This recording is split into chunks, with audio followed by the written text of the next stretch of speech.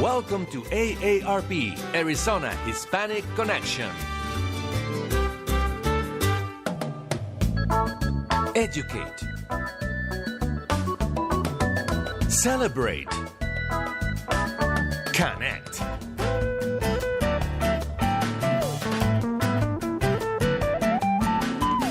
Arizona Hispanic Connection. Hello. Thank you so very much for joining us today. This is David Parra, and you are listening to AARP, Arizona Hispanic Connection. We have an important subject, as always. I say this all the time because I do believe it. The subject today is kind of in the realm of history. It's called Scottsdale. Mexicans in its early life. Again, Scottsdale. Mexicans in its early life. When one thinks of Scottsdale, typically, especially in the current time, we do not think of Mexicans, right? We tend to think, oh, that's where the rich live. There's this kinds of concepts. But it seems like the more you dive into the history, the more you realize that Mexicans have been here for a long, long time. So I had a show with Chicanos por la Causa, and I had the privilege of meeting Juan Alvarez, who is the first CEO of Chicanos por la Causa. And then from there, we basically, he took me to the committee, the book writing committee, right? And this committee was working hard to write a book on Scottsdale. And I said, oh, interesting. Then when I went to the meeting, they were talking about Mexicans in Scottsdale and the history of Mexicans and how Mexicans were here from the very, very beginning. So I got very interested in that. And I said, Juan, we need to do a show on that. And that's how this show basically came about. There's a lot of feeling in me, even though I'm not as vested as you are. But there's feeling in me that this is an amazing thing, that we have here in this studio relatives of the pioneers of Scottsdale who were Mexicans. So I'm going to leave it at that. I already shared the show, and look how beautiful. Look, Juan, you're the only one who can see this. Isn't that beautiful? What can I say? This is what people who join Facebook Live, and actually we have 6 people who join already, are watching, and it's unbelievable. So let me do just a little. Actually, I'm not going to do introductions. I'm just going to open up the conversation, and as you jump in, you tell us who you are and how far back you go in this and that and the other. So let me throw the first question. How did the thought of writing a book on Scottsdale and the Mexicans being pioneers in Scottsdale came about? Can we start with just anybody tell us your name and then start your sharing? Well, seeing that I'm the author, my name is Sally Thompson, and my life for the last 9 years has been writing this book. And I got into it because I volunteered at the little Adobe mission in Old Scottsdale, the oldest Catholic parish in the valley. And I worked there, I volunteered for 7 years, and people kept coming in and asking questions. Well, you got a sign outside that says Old Adobe Mission. We've been over to California, and we've seen the missions 300 years old over there. Or I come from London, and this is new. And so trying to explain to people the newness or the oldness, you have to understand the land and what Scottsdale was before it was Scottsdale. Right. And it was a barren desert. There was no surface water. Right. So there were no crops. There was nothing. No farmers, no nothing. But Reuben's family was one of the first 4 families that came, and listening to the few people that would drop in, and we'd have the Mexicans all invited to a party. We caught the gist of what it was like and the truth from them. And from there, 6 of us decided, we really need to tell this story for real. So we wanted to tell the history of the building of the mission because... So that's how it started. That's how you it wanted started. to tell the history of the building of the mission in Right. Scottsdale. And then how did it... A building is just a building. right. And that's not to negate anything about the building. But the people that built the building were more important to me. Of course. And to the other 5. 4 of them, by the way, are all deceased now. Mm-hmm. That's how I got the job of doing this. Yeah. You're going to have to say that Pull it closer towards you. Yeah. The original group of people who started this history thing, the writing of this book, taking down the history, is not this group that's here.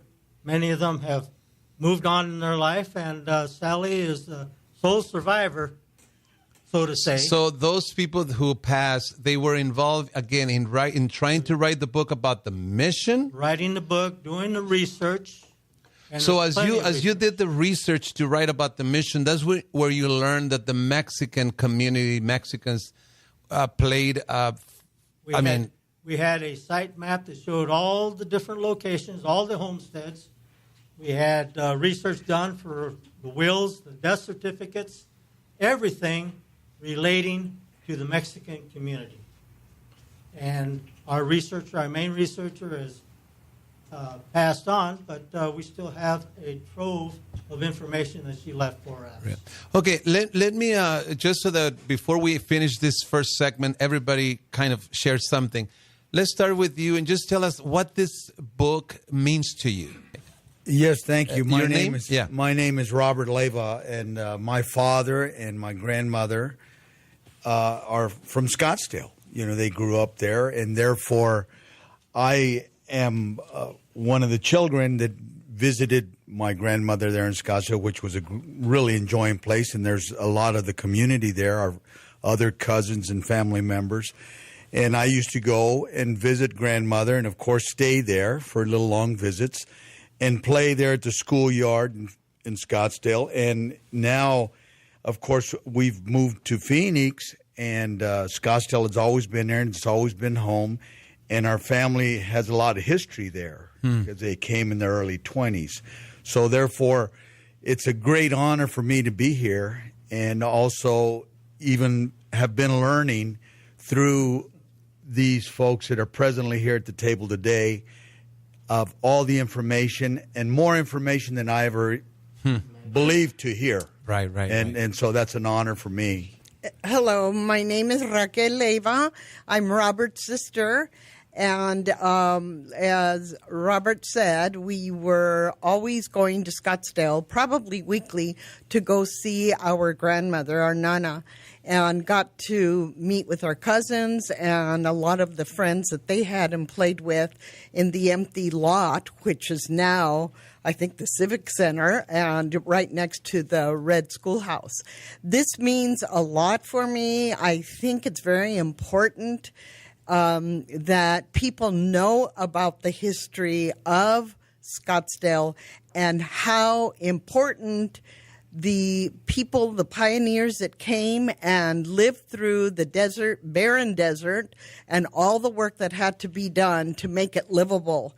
And my grandmother, Leyva, was, along with 2 tias, came, and my dad was brought over as a very young child, and so they grew up there, basically. They came from a mining town in Sonora, Cananea, and I used to tell teachers and friends that my father was from Canada, because I heard Canada. I didn't hear Cananea. But so it was that kind of a setting. We learned a lot from my mother, and she had wonderful stories about her father and the Jaureguis. And then we learned a lot about how important her father was in the community, a sagacious, very religious man that people would come to for translations of letters or to come say the rosary. since there was no church there then. But all these people got together, obviously, and built the little Scottsdale mission, which is still there. Let me go to Juan, and briefly, Juan, because look at that clock. We have to go and break at 1:15. But just briefly, what does this mean to you? I don't know how deep in the process you got involved, but I mean, just telling the story of Mexicans in Scottsdale, to me, it's amazing. It really is. I am totally humbled by the group.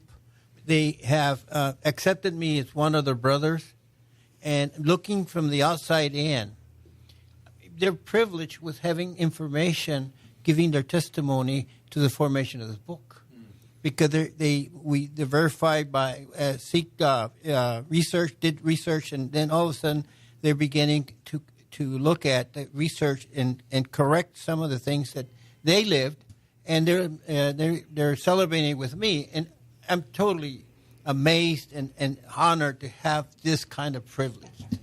Great. We have to go on our break. First break.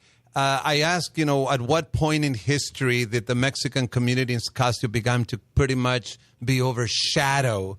And I was told that when the development, the new investments came on board, to the city, gradually the pretty much, I don't know if somebody used the word wiped out or something, but it tends to happen. Stay tuned. You're listening to AARP, Arizona Hispanic Connection. The show today is Scottsdale's Mexicans in its Early Life. We'll be right back. Welcome to AARP, Arizona Hispanic Connection. Educate. Celebrate. Connect.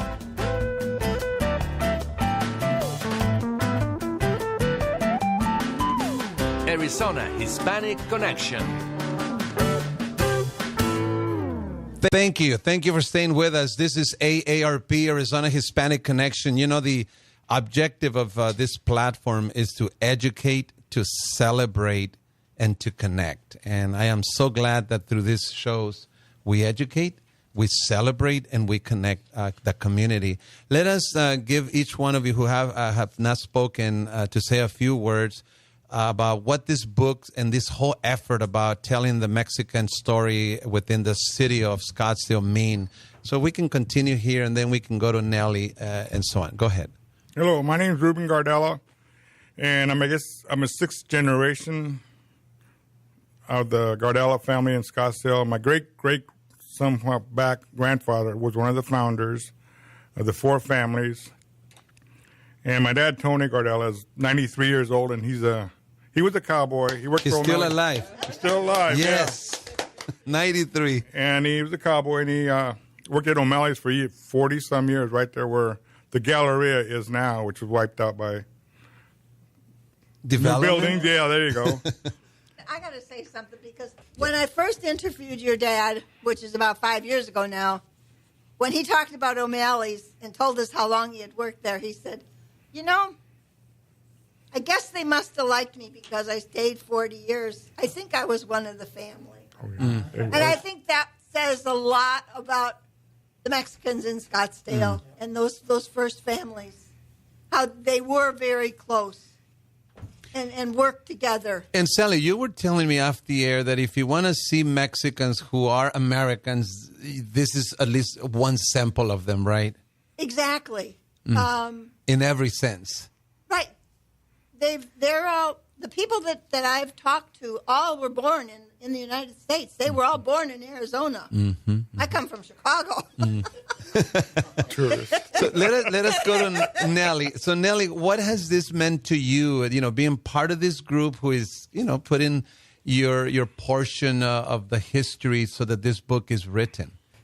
Hello, my name's Nelly Ulloa, and I am very proud of Sally for thinking about putting Mexicans on the book. Nobody knew about what the Mexicans were doing in Scottsdale. We were put aside, and we had no rights. But now that Sally is doing all this, thanks Sally for and what she's doing for us, for thinking about us, and for them to know what all the Mexicans in Scottsdale did, building the church, which took took them a lot of work, and they did it on their own. They were not paid for it. And Sally is doing a great job with the book. Thank you, Sally. I was born and raised in Scottsdale, and I have 3 sons that were in the service, 2 in the Marines and 1 in the Army.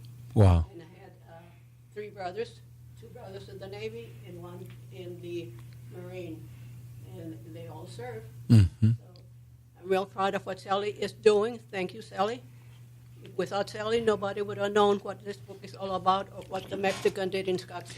And, before I kind of do a little research before a show just to kind of, understand what we're going to be talking about. And I went to the Scottsdale website and literally grabbed the history as it is told on that website. And I did not I don't think I saw the word Mexican once. So, Sally, You say that in this book that is being written, there were 3 or 4 pioneering Mexican families that came to Scottsdale. Would you elaborate on that? There were 4 that we can document, and those 4 came before Scottsdale was Scottsdale. They all lived up in North Scottsdale. Mm-hmm. On the west side of the McDowell Mountains, on the south side of the McDowell Mountains. Reuben, that introduced himself, his Ochoa side of the family homesteaded, Paul Messenger told me, homesteaded where Frank Lloyd Wright, Tolleson West is now. That was one. And that was Refugio Ochoa, and he came here. We documented on a census, a U.S. census, 1880. He was 21 years old. He's buried in Camelback Cemetery over on McDonald, and McDonald in Scottsdale. And at the cemetery, there's a cross, and there's also a piece of cement in the ground with the date 1857-1927. That tells us that he was here before they put in the canal, before anything was done, any land was being transferred in Scottsdale. Just a little bit on why were these families moving to the Scottsdale area? What was the circumstances then? Probably the same as when they came in 1919. I think water was one thing.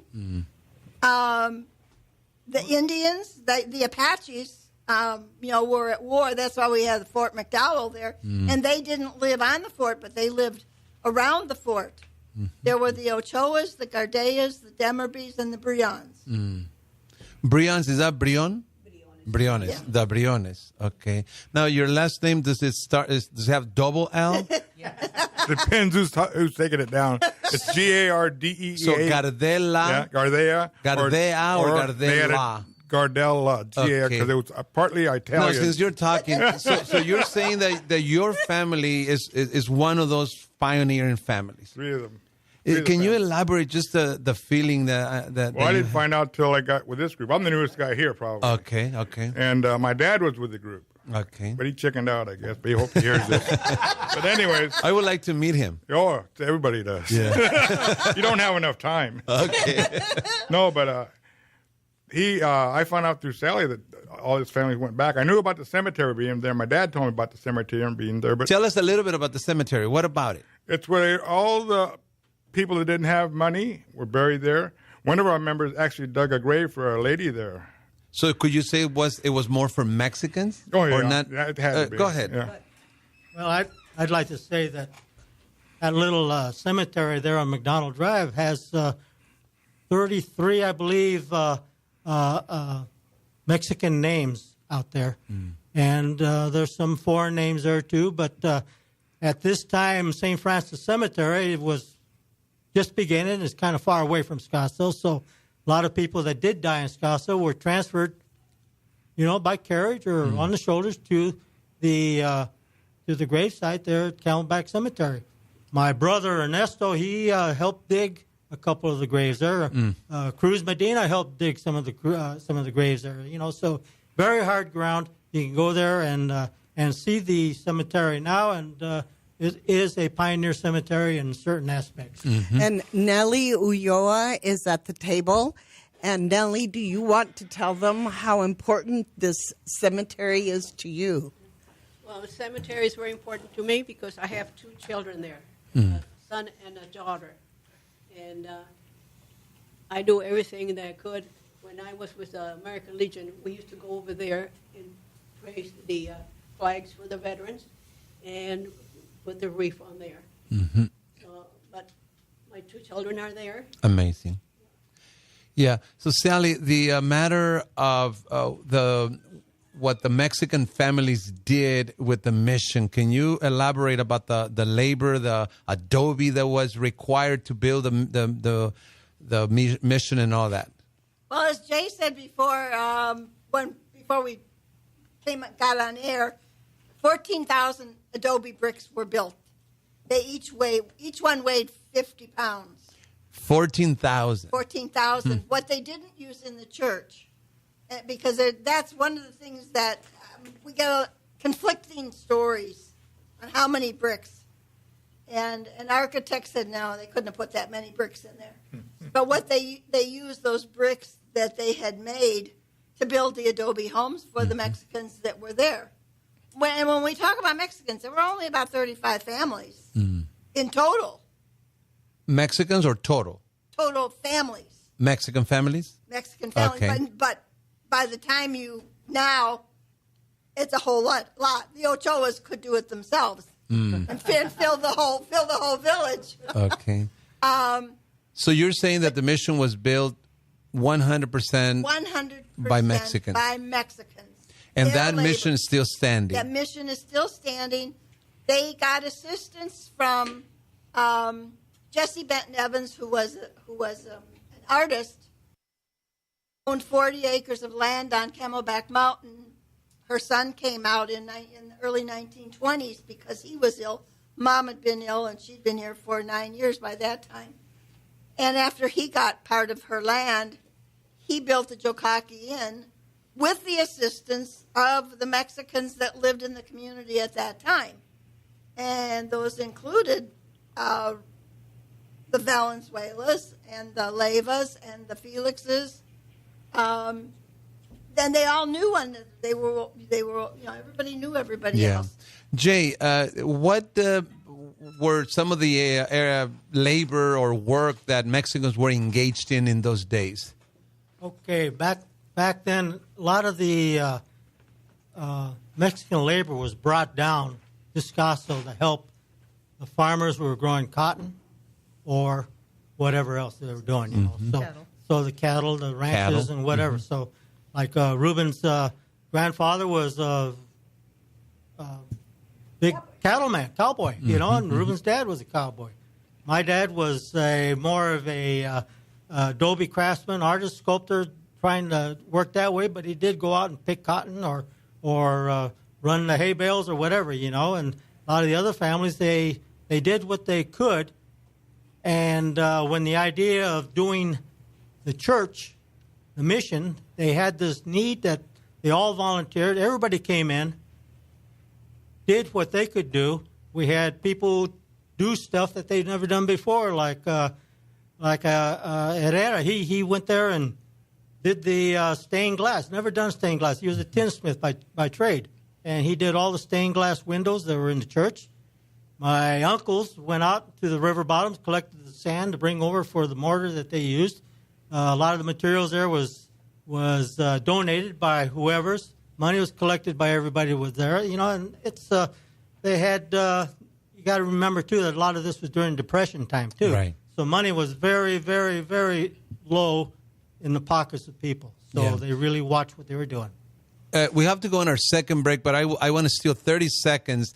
Anybody, how do you got the mayor of Scottsdale involved, and he's very interested. Can you just elaborate it just in 30 seconds, max? Last January, 5 of us went to meet the mayor, to talk to him, to tell him what we were doing. And he said, "Oh, this is great. This is fantastic." He said, "Nothing's been written about the early part of Scottsdale, and you are documenting it now." And we sat for an hour and 40 minutes telling stories. It was absolutely just a fantastic morning with him. Juan was there, Jay was there, and two that couldn't be here today. Perfect. Anything? Well, I want to say the mayor said he was very sorry. The mayor was very sorry that he didn't allocate more time for us because we stayed with him for an hour and a half, I believe, close to 2 hours, and he had more city business to take care of, and he apologized for the short time that we had with him, but he enjoyed it, and he had his boots up on the coffee table. So. Perfect. Well, the book has been written. Stay with us. We're going to go on another short break. You're listening to AARP, Arizona Hispanic Connection. We'll be right back.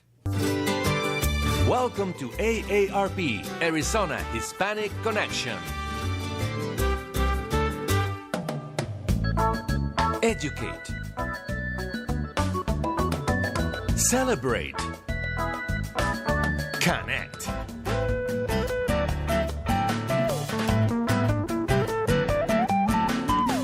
Arizona Hispanic Connection.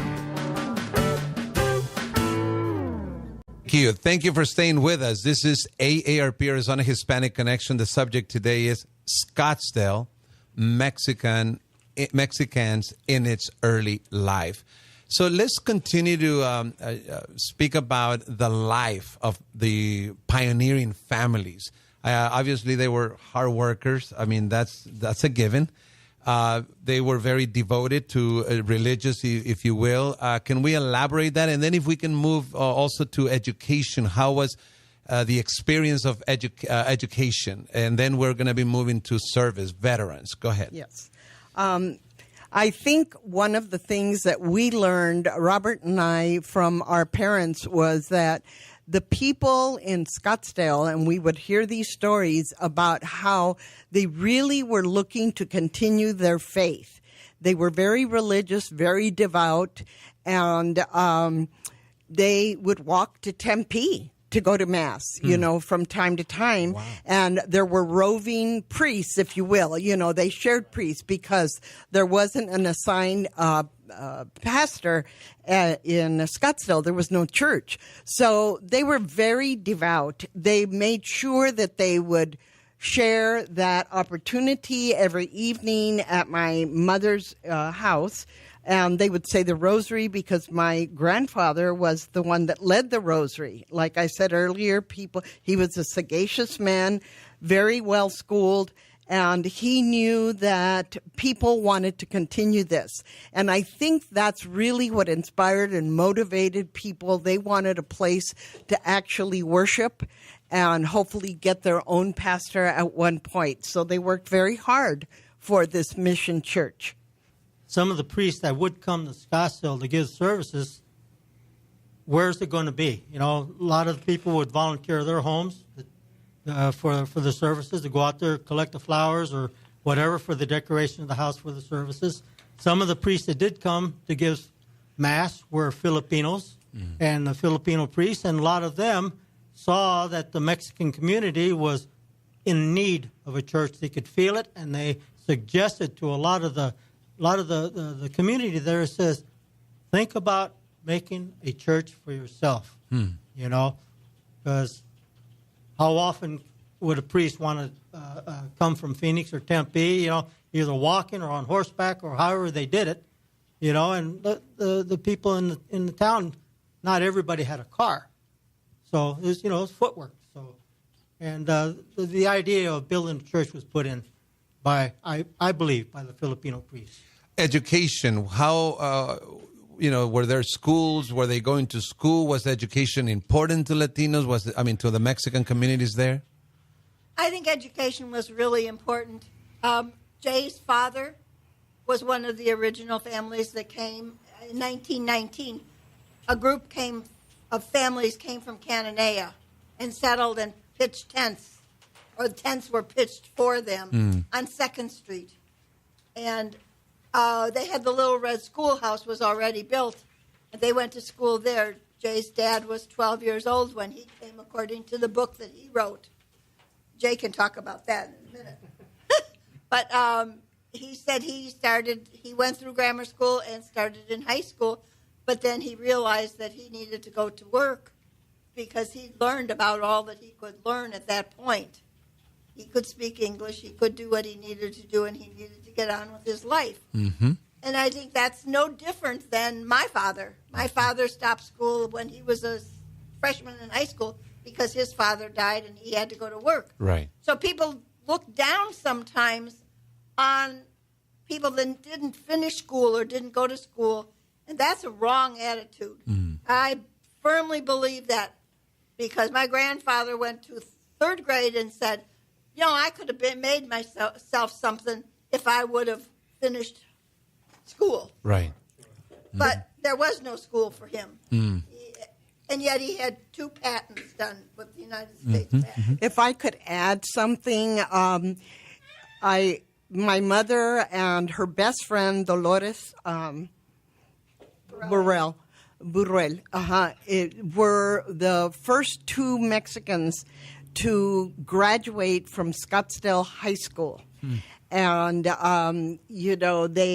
their families, my mother was the last in her family, so the brothers made sure that she always went to school, always had the clothes that she needed, and the same thing with her best friend.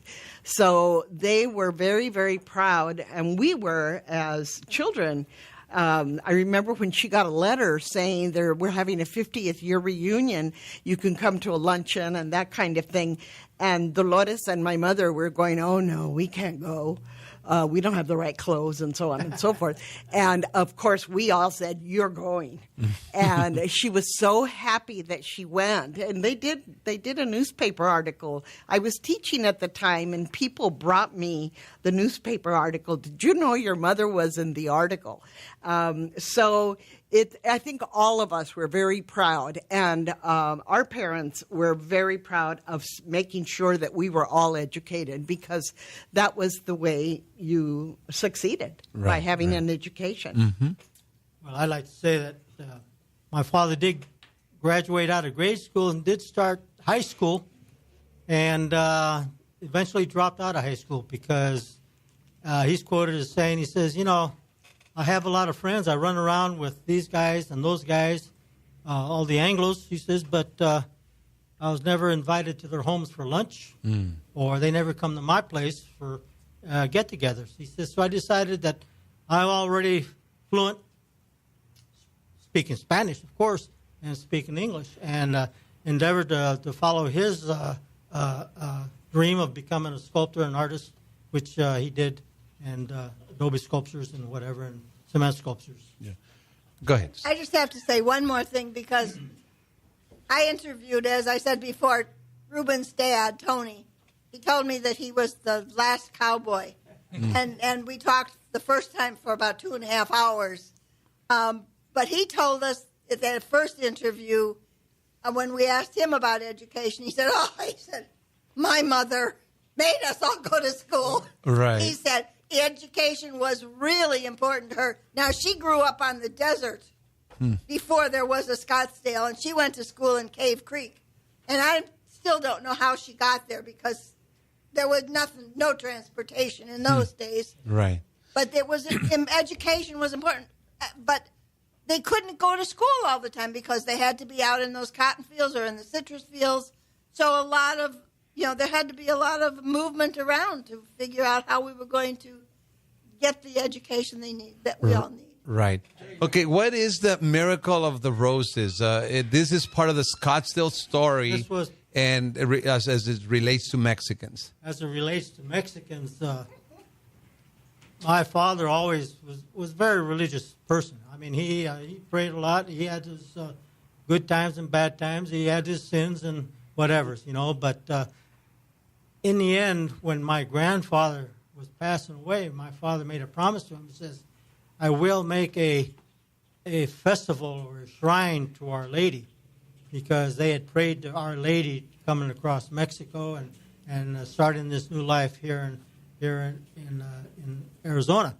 So the idea of the vision of Our Lady of Guadalupe appearing before the Saint Juan Diego, before he was a saint, came into his mind. He wrote a small script about it, and he introduced it to some people, and some people read it, and they did a little bit of work on it. It says, this is a nice, beautiful story. It says, what do you want to do with it? He says, I want to make a play.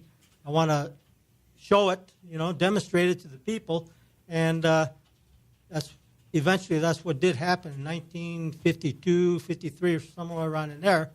They had the first official pageant of Our Lady of Guadalupe. Ed Medina and Cruz Medina and most of the my uncles and other people there, the Leyvas, everybody contributed to their part in this play, this reenactment of the vision of Our Lady of Guadalupe. And it was an event that brought international acclaim for some years because we had people from all over wanting to know where it was. And at its high time, it had close to 5,000 people coming to see it right on the front of the old Adobe Mission, and then the procession going to Scottsdale High, which was still in existence, and doing some of the reenactment up there on the stages, and they had it for 7 consecutive years, I believe, or 6 consecutive years, and then they brought it back a 7th time, and now they do a smaller, lower scale version of it, and which will be December 8th this year. Put a plug in. December 8th this year at the old Adobe Mission in Scottsdale. Just and Juan, please let me know, signal me when you want to say something because I have to make sure everybody says. You were saying about isolation, that they kept you particularly isolated. Can you elaborate just briefly on that story? The isolation was my father himself. He met up with a lot of Anglos. He had friends in schools and whatever. And one particular story of his was wanting to ask a certain Anglo girl out to the school dance. Mm-hmm. And working up his nerve, he did ask her, and she says, well, let me think about it. Mm-hmm. And she came back saying no, that she didn't think that she could do it because her father was a very, very, very big Texan, and he remembered the Alamo. Okay. And that was kind of like the turning signal for my father, who decided, well, I have better endeavors to do. I'm going to go out and make myself a statue or something, Mm-hmm. Carver. He was also a master carver with wood and whatever. So what happened? So you became isolated from who? And myself, well, my parents separated, so I was isolated from most of the Mexican community there because of family politics. Divorces get very, very tragic and very political and very nasty, and you don't associate with that side of the family, which I honored my mother by doing that. Right. So, now, the restaurant. And the restaurant, Los Olivos Mexican Patio in Scottsdale, that's a family restaurant, belongs my father, my uncles, all of the family got together, built that, and it's run now by my cousins. So. Thank you. We have to do... go ahead, Sally. Go ahead. I just have to tell you, and Jay's wife's been there for almost 40 years working. Great, great. All right, let's go to our last break, and when we come back, we'll wrap it up. And this is a very important conversation. Again, we have to make sure people know that a book is pretty much done, and the final touches are being done, and it'll be published. For those that want to know deeper, the what we're talking about here, stay tuned. Stay with us. We'll be right back. This is AARP, Arizona Hispanic Connection. Welcome to AARP, Arizona Hispanic Connection. Educate. Celebrate. Connect.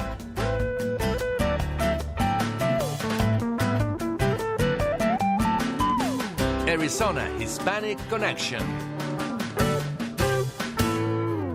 Thank you. Thank you for staying with us. This is AARP, Arizona Hispanic Connection. We are talking about Scottsdale, Mexicans in its early life. And this is only my title. This is not the title of the book being written, because I understand that you're still arguing and debating about what you're going to name that book. But let's come back now to service, because one of the things that Mexicans have done and still do is to serve this country in the military, in the armed forces. What do we know about this particular aspect in the history of the early families of Mexican families in Scottsdale? It's me again. I'm Ruben. I have two uncles that served in World War I, Uncle Mariano and Vicente. I got a lot of uncles, and I'm sure a lot of people do, that had World War II family. Some didn't come back. Some came back, like my dad said. Some didn't come back. Korean War was a forgotten war. A lot of people forgot about. They got shamed, I guess, into it, But there are a lot of people that went in that war, too, that not many people talk about. And I was in the Navy for 4 years, so I know, I've heard, I was an aircraft carrier for 2 years, and I enjoyed that. But when we came back, we got kind of bombed out, because Nellie knows. She had two sons, Marines. Jay was in the Coast Guard. He didn't bring that up either, did he? Mm. Yeah. And their uncles, everybody's related to somebody that knew somebody in the service, either here or there, wherever. They all served, and we go back quite a long ways. Mm-hmm, mm-hmm. Yeah, you want to say a little bit? I think one of the things that we need to stress here, that the book will cover very important positive contributions. And one of the positive contributions that we are Americans finding and developing the American dream. We just want the opportunity to be part of that. In some cases, we'll take the opportunity. I know families, not only in Scottsdale, but also some of those hardworking folks who are pushing hard to educate their children, as our parents did to educate us. So the point is, of this beautiful book, that is the Hispanic community, the Mexicans, made a positive contribution to Scottsdale and the village. Anything else on service? What's your name again, Robert? You've been a little quiet. You want to add anything? I mean, it can be on service, veterans, or anything, whatever's on your mind. Well, it's really a pleasure for me, Robert Leyva. I'm the son of my father, of course, that served and also his brother served. And many of the families there from Scottsdale contributed. They didn't shy away. They went into the service, served their time very respectfully, and came back. And it's an honor, especially now. I'm fairly active with the American Legion here in Phoenix, Arizona, with all the different activities for veterans. And it's a pleasure for me to know that our backgrounds, our families, they're from Scottsdale, have contributed not only to the community as young men, and then also went to school, and then also contributed by attending the services or service in the military for our government, and come back and raised many great families from there. And we have continued, they put into our minds to educate ourselves and to serve our country and to be a great part of the community here in the United States. Yeah. Mm-hmm. And Sally, you obviously are not Mexican, you're not Latino, and you are having to research, for writing this book, and not only research, but you're knowing these people. What's your impression? I mean, obviously we're just, like you yourself said, we're just normal families, right, in America. Normal families, and the more I talk to people, I grow every day in the realization that we are more alike than we are different. Mm. Always. And I grew up out in the country as a kid outside of Chicago. I went to a one-room schoolhouse. I had outdoor plumbing. I can relate to all the things that they had. The person that did the research for us, Karen Spahn, Dr. Spahn, she said, Sally, how can you ask questions of these guys and you already know what the answer's going to be. She said, where did you get the questions? Like, when I interviewed Jay and his brother for the first time, I said, hey, I want to talk about you guys when you were kids. What did you do when you were kids? Did you all carry knives? Karen said, where did that come from? I said, hey, I carried a knife. Mm-hmm. I played Mumbly Plague. that was part of my growing up. I said, we killed snakes out there in the fields. I said, I did. Yeah, Reuben's got a knife over there that he's showing me. Uh-oh. You know, so They let you in this building? I found out early on that, you know, they're just like me. You know, we all struggle. Right. And we need to tell this story because it's never been told before, especially about Scottsdale, because there was nothing there. Right. They came and they built it by hand. You know, so it's just to me it's just a labor of love and something that needs to be told. It's like Nellie here. She tells you that she went over to the cemetery to help with the American Legion. But did she tell you that she was president of the American Legion for a couple of years? You know, here you've got a woman that's sitting back not saying anything. You know? Right. You've got other women that would just die to be able to say something like that. Right. She brought a picture a few weeks ago to the Paradise Valley History Committee and showed them a picture of her as the president at that cemetery because that's what we were talking about. Yeah. You know, and everybody goes, oh, wow, we need to interview Nellie. She's our next thing. And so people are really interested once they realize the contributions Right. of this amazing group of people. Jay, who said before he didn't know many of his relatives because of the split in the family. Right. When he came and this group came in, he said, "That was my tia. That was my Nina." Yeah, and all of these things that he said, I never knew her. And his brother's sitting there, yeah, I know her though. I got pictures. Right. So to see the closeness and the care when we talked, and Margie's not here today, Reuben's wife. Margie said at one time, she said, you know, when we had to leave our homes here and move somewhere else, she said, it's never been the same. She said, we were so close, she said, if someone was sick, we all were there to help. We all were there to bring food. We all were there to do whatever needed to be done. Right. Like Raquel's grandfather opening his house for the rosary. This is a caring, loving community that needs to be recognized. And their story needs to be told, It right? needs to be told. On what Sally was saying here, you know, you go to Scottsdale now and you walk through the areas in Old Town, the Civic Center, the libraries, whatever. You don't realize that there used to be a Mexican community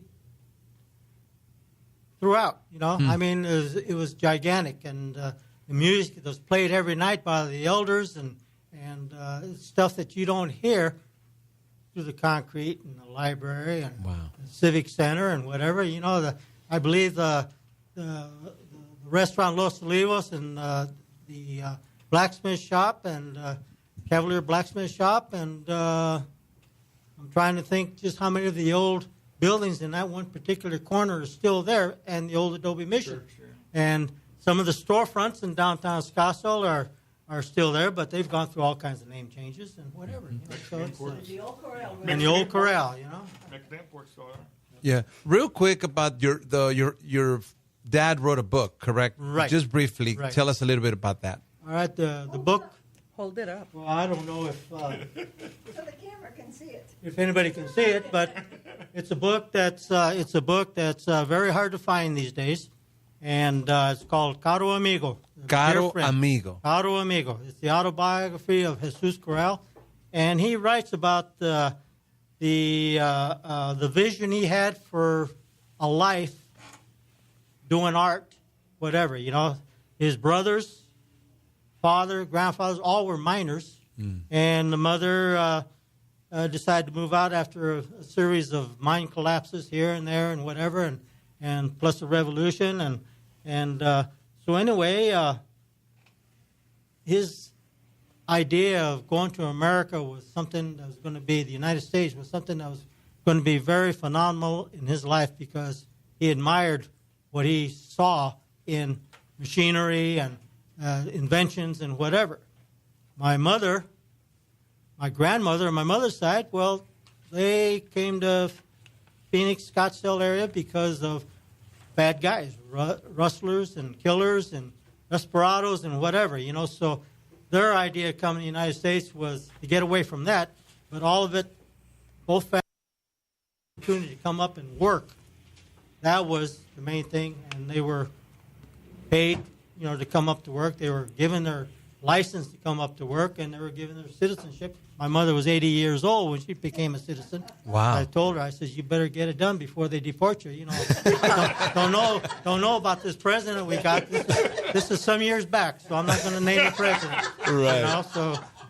But anyway, it's one of those things. We just have a couple minutes. I'm just going to leave it open for final thoughts. Anybody, anything that we didn't cover, or just your feelings, the book, anything. We have a couple minutes. The book is truly a representation of the history, very legitimate, very well researched, very well prepared. It's a love of pioneers, love of those folks who came from south, north, and brought the religion with them that met in Scottsdale. I would summarize by saying 2 countries, 2 cultures, 1 family, and the family of Scottsdale. Whether you're Hispano or non-Hispano, it's a family. And I think that this folks around this table represents the love of family, of a love of education, the love of positive contribution, of hard work, and just an opportunity to read the history will be very amazing to the general public. Thank you. Okay. Well, what I can say is that in closing, that this is kind of like personal history here. All my brothers married Anglo girls, and when I told my mother that I was married a girl named Antonia Sablan Palacios, she said, finally we're going to have a Mexican girl in the family. Little did she realize that the Spaniards had gone around the world, and Micronesia has a lot of Hispanic names. So Hispanics is everywhere. Thank Remember you. that. I want to thank each one of you for joining our show today. And thank you for joining us also. This is all we have for today. Thank you. This was AARP Arizona Hispanic Connection. Have a great day.